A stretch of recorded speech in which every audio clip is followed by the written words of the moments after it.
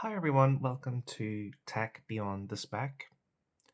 Today's video we're going to be looking at two different types of devices, actually very similar to be honest. Probably you're curious what is the difference between the MSI Claw 8AI, which is the one I have currently showing here, and what is the difference between that and the MSI Claw A8. So today's video I'm going to be showing you both devices. We're going to be looking at similarities, differences, and things like that. So bear with me, this is my first video for the channel. I thought this would be a great one to start with because it's getting closer to the Christmas holiday time and you're probably looking for gifts or potential new handhelds that you would like to get either before Christmas or even after the the holiday period. So just wanted to give you a quick view of both. So here is the MSI Claw A8. Now this one is powered by the AMD chip, and this uses the AMD Z2 Extreme, Z2E. This one is a little bit difficult to come across, although I noticed recently, the last couple of weeks, that stock has now become more available. But this was quite difficult to get, and yeah, so that is this one here. Now, on my first impressions, I can say that the MSI Claw A8 to me is the more comfortable device, and that is specifically because of these grips that they have here at the back. Now you can see here, if I just focus, you can see here that the grips here are a little bit more substantial, so they have an area for you to grab onto when you're holding the device like this, and it feels comfortable to me. Although it's not rounded, it's more of a sharp edge, it still is more comfortable to grip, in my opinion. Now, this one, in terms of the build quality, I can say that this one does feel a little bit cheaper in terms of the materials. It feels more plasticky, more toy-like, but that doesn't take away the actual, feel of the device. I still think it's a greatly made device, and it's also lighter to me, so it feels more comfortable to hold over extended periods of time. The buttons are very, very clicky with this one, very audible. You can hear just from the tests.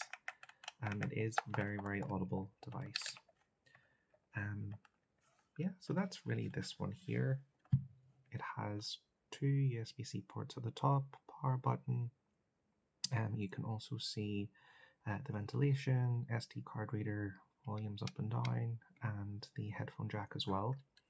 And you can see here the space for the fans and the airflow. So the back of it is like that, and has these two back buttons as well. So that is the MSI Claw A8. Now the specs for this, as I mentioned, it uses the AMD. So it's the AMD Z2 Extreme, and this one is not a huge leap over the previous generation, which was the MSI. This was the Z1 Extreme. So devices like the Rogue Ally, the Lenovo Legion Go, they used the Z1 Extreme, and this one here, I think it's probably around 20% uplift. I need to do the double check on the figures there, but it's not a huge uplift, and real day-to-day, I'm not noticing a huge increase, to be honest. Now, one of the things that this does have is more RAM, so this one is using 24 gigabytes of RAM, which is great because basically the more RAM that there is, it gives you a little bit more headroom for the virtual for the memory for the graphics. So it gives you a little bit more VRAM that you can use And some games require that just for avoiding stuttering, things like that. So I would say that 24 GB is nice. 32 GB is probably going to be the sweet spot moving forward. So it's just a shame that this doesn't come with the full 32. But I'm not sure what much of a difference that would make, in real time at the moment with the current games that we have. Obviously, it's nice to have some future proofing, but technology is always evolving, so we have to be aware of that. So yeah, that is the MSI Claw A8. Again, we will look more into this in the next part of the video, but I just wanted to introduce this one. And moving this one to the side, I'm going to show you now the MSI Claw 8AI. So the naming conventions of these are not the easiest to follow. The 8AI is the Intel-based version. Now, I have grips on this, which I'm going to take off very quickly. And the reason I have grips on this model is because it is, to me, not as comfortable. This one is where the grips, the ergonomics feel on this one for me. But, ergonomics are very subjective. I've seen people say the complete opposite, where they prefer the MSI Claw 8AI. So yeah, again, your mileage may vary. It really depends on personal preference and really the shape of your hands, the size of your hands, and how you grip it, I guess, would make a huge difference. So taking the grips off, this is how this one looks. Now, the reason why I think people feel that this one is more comfortable is because it's more rounded here. If you can look at the kind of, again, same way I had it before, it's not as pronounced. It doesn't stick out as much as the Claw A8, and as a result, there's less to hold on to. So if you can see here, I'm gripping this, and it feels nice. There's no sharp edges. It feels comfortable like this, and gripping it like this, it actually feels quite comfortable, especially when you have sort of that leaning onto something. Now, the biggest problem with this one is when you want to use, for example, the L1 R2, I find the stretch is a little bit more pronounced. So it's the way that you hold this, because the grips come out, so it's quite narrower at the top, and then it comes out and it sticks out from the bottom. Now, usually handhelds should typically go inwards at the bottom, so it's easier to grip and maybe a little bit more further out. So yeah, I'm not sure why they decided to go with this, but after extended periods of play using this, holding it, this is a heavier device. Maybe not by much, but I can feel the difference personally whenever you're playing for a while. And yeah, the button placement for this one is just a little bit more awkward. It feels more like you're stretching your hands. So for some reason, the right one I can use easier, but the left one kind of get a little bit of fatigue in the hand there when I'm trying to kind of use L1 or 2, the buttons. It just feels a little bit more of a stretch and it doesn't feel as good. Now, what I will say about this device, this one does feel a lot higher quality. So the materials that they use, the feel of it in your hand, it just feels more substantial. It feels more of a better build and higher quality materials. The buttons aren't as clacky compared to the Claw A8. Everything is quite nice, to be honest. And at the top, you can see here as well, I'm just going to focus. So we have power button, we have SD card reader, we have the 2 USB-C ports, we have the 3.5mm headphone jack, and the volume up and down. And the ventilation on this one, you can see is a little bit different, a little bit bigger. And as a result, this one actually is a lot quieter, so that's another thing. Going for the Claw 8AI, the fans are substantially quieter on my unit. Now, again, I have read online that some people have had loud fans with theirs. Now, that's not the case, and that's not what I've experienced. Actually, it's really, really quiet in comparison to a lot of the handhelds that I've tried, and I've had quite a lot over, a period of time. So we'll obviously move on to that in future videos, but yeah, I really am impressed with how the cooling is on this. It has 2 pipes, I believe, 2 heat pipes, so it has a lot better flow of heat and being able to, get rid of that and cool the device down faster.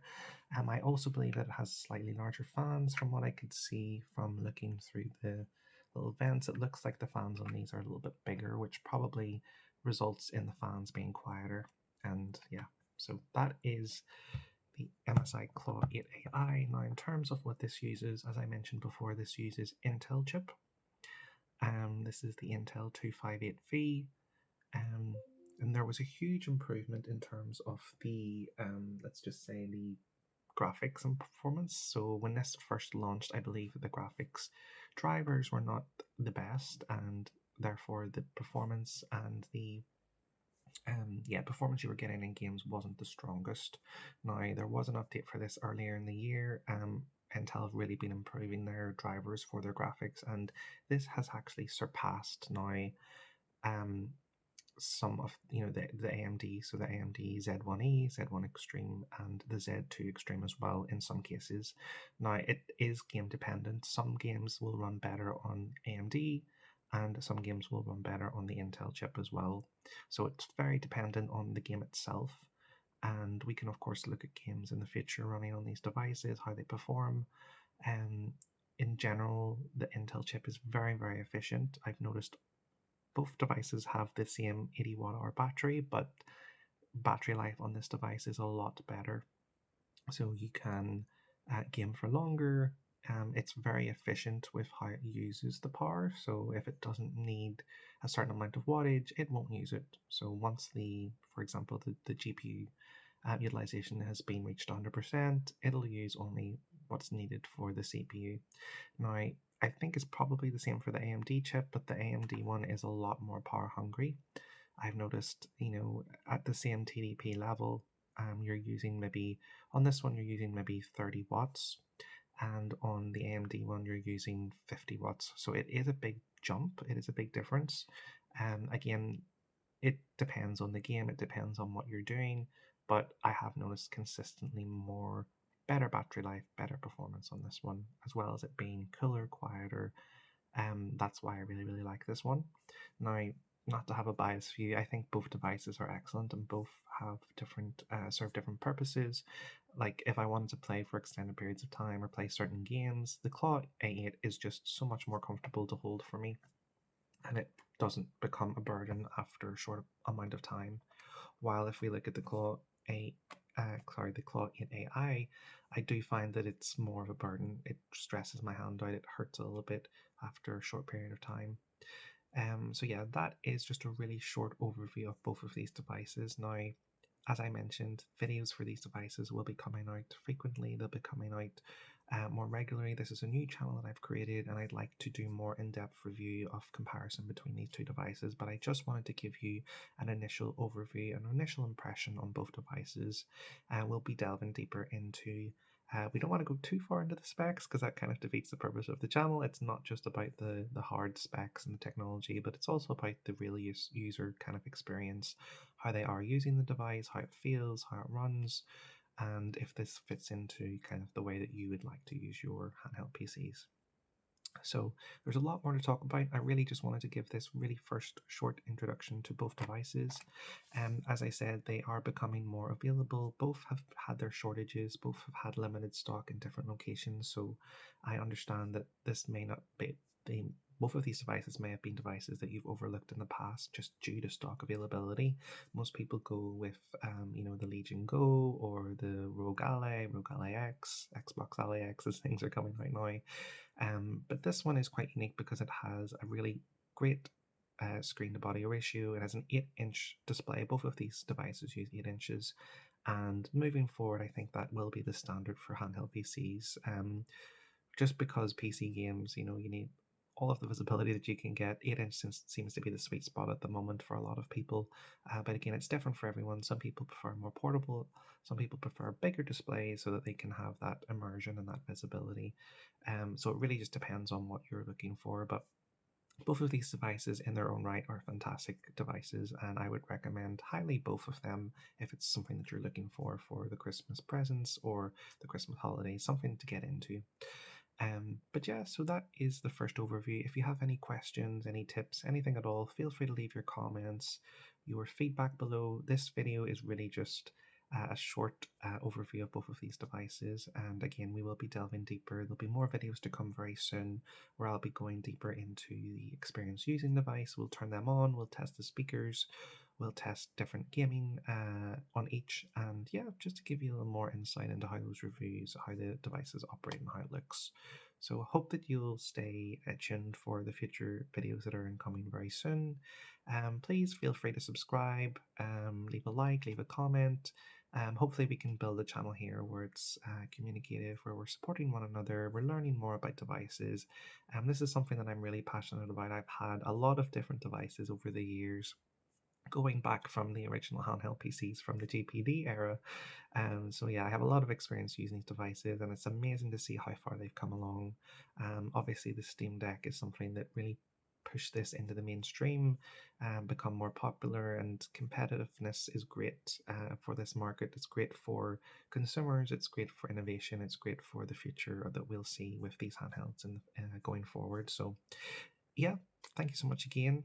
This will be a channel dedicated to all sorts of gadgets, handhelds, PCs, Android handhelds as well. You know, it's not going to be exclusive to just one thing, but it will be very much tech focused. And yeah, so hopefully you'll join me in this journey.